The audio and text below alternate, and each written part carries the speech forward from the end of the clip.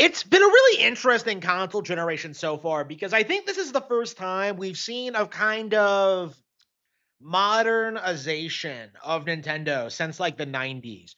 Because I think in like the N64 era, we kind of established a lot of these iconic characters. We established their look, we established their designs, and it became a major controversy actually when Zelda deviated from the supposed iconic look of the franchise in order to go cel shaded with Wind Waker, right? At that point, people had this idea that Mario, Pokemon, Zelda was going to stay the same forever. Okay, they're 3D now. They're going to stay the same. This is who the characters are. They're not going to update them. They're not going to change them. They're not going to do anything. Like, this is it. This is the best Nintendo could possibly do. And that just wasn't true, like, at all. Like, we've seen a lot of like revisions and changes to all sorts of Nintendo characters over the years, but I don't think any of them have been as prevalent as in the past year. Because in the past year, we've gotten all these radical redesigns for a lot of like pretty iconic Nintendo characters. Princess Peach Showtime. Okay, little known fact: the ending to that game is the first time in which we see like some kind of association between Peach and Rosalina. Like when she takes her true form at the end, you can watch my live stream of this. I noticed that she looked like Rosalina. You can play Donkey Kong Bonanza and you can see like the radical new expressive face. You can see Pauline back. She's been radically redesigned. And this year we're getting like Star Fox, right? A radically redesigned game with like new character models and a new tone, a new style, a new personality. And Yoshi and the Mysterious Book is actually giving us some deep lore on Kamek and like where he's been for a good chunk of a good chunk of these games. So essentially what we're seeing now is that Nintendo is at the point now where their 90s audience has grown up. They're trying to sell their games to like a new generation of kids. And so they are radically changing a lot of characters to make them more appealing, right? They brought back Pauline. They made her a little girl. They brought back, they're making Princess Peach more capable, more competent, able to do more stuff. Donkey Kong like has a completely revised move set and abilities and like things he can do, right? And of course we saw like Breath of the Wild, 10 years ago with like the open world Zelda thing. Like what we're seeing is that like there are a lot of like modern changes to Nintendo. Like the most I think we've seen uh, since the 90s, and a lot of people are not happy about it, right? You can see a lot of people on Twitter trying to say that like these changes are ruining the brand, it's ruining the franchises, it's ruining Nintendo, and like that's very obviously not the case because in a lot of ways these games are getting bigger and better than ever, right? If anything, these examples show to indicate how Nintendo is growing and changing over time. Yoshi and the Mysterious Book is a radically different game than Yoshi's Story, and I would say like way more popular, way more successful, and way more well received. Right? Like Yoshi and the Mysterious Book is a pretty good example of how Nintendo is thinking outside the box when it comes to their brands. Yoshi is not like a simple rehash of Island like so many Yoshi games before it. It's more like a 2D sandbox game in which you run around and you like get into these you interact with the environment and like do all this cool stuff. Like Yoshi is like radically different than anything we've seen before. Just like Breath of the Wild, just like Bonanza, just like Star Fox to a certain extent. Like Nintendo has completely rethought the way it goes about its business. Like they have completely rethought how they approach their designs and their characters. And this is something that I think a lot of people aren't prepared for is like the inevitable moment where Nintendo games like reach the next level of popularity. When they surpass Grand Theft Auto, when they surpass like Fortnite, when they surpass everything else that's coming out. Well, they've technically already done that with Pokemon, but I'm talking about like, the brand as a whole. Like, what exactly is the industry going to do then? Okay. Like, even now, you see people on Twitter trying to say that like Forza Horizon 5 is a way bigger release than Yoshi. And that just isn't true, like at all. And you're going to see that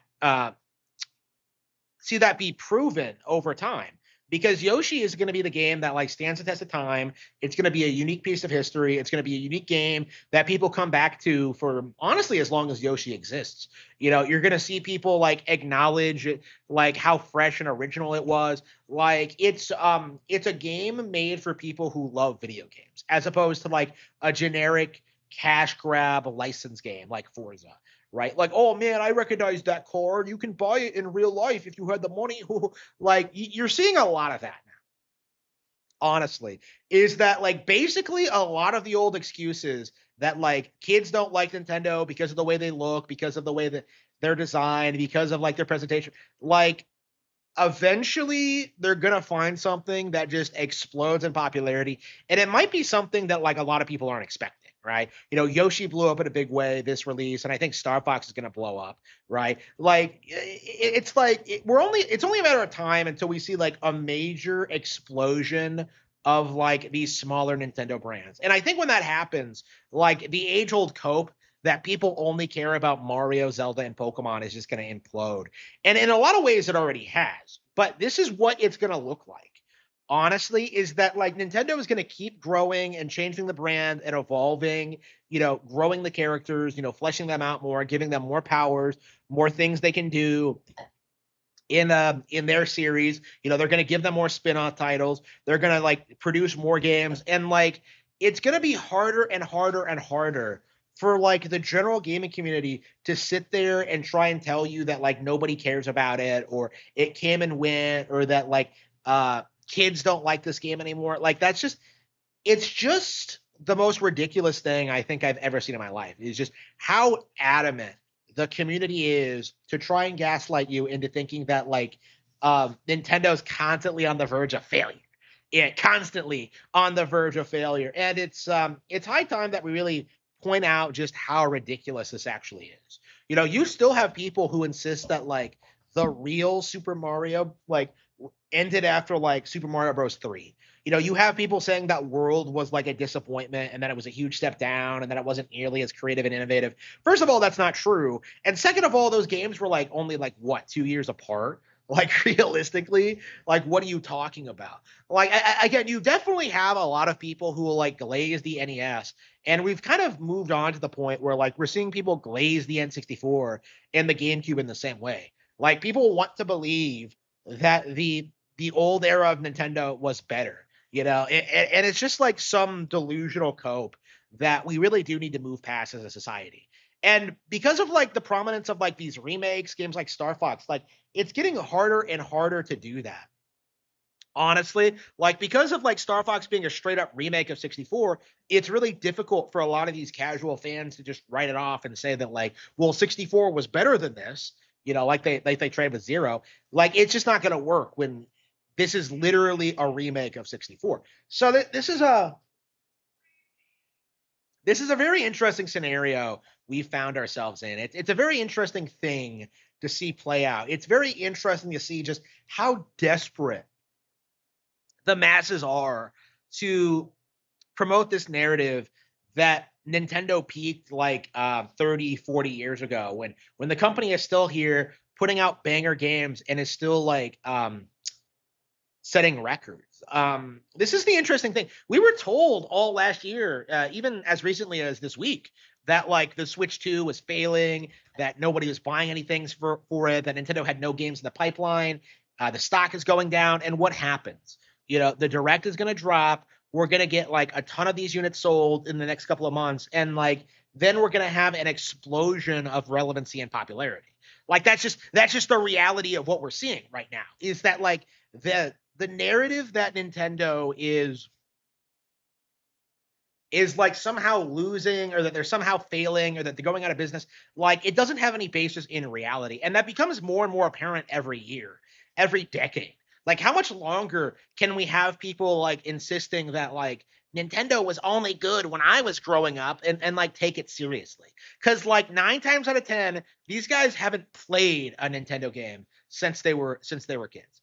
Like if you actually stuck with the company, you know just how high quality it is, just how much fun it is, just how much good they are, just how good they are at what they do, and you will realize just how excellent of a position they are in going forward. And this is kind of my mindset going forward, is that like Nintendo is here to stay.